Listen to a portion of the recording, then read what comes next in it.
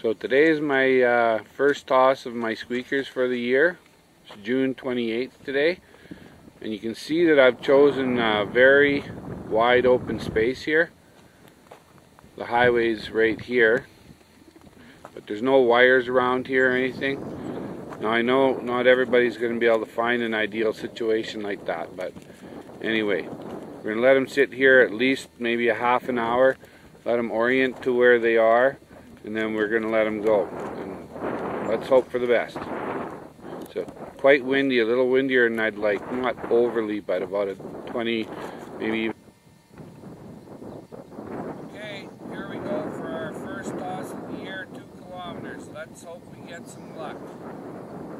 Okay, you guys, it's time to fly.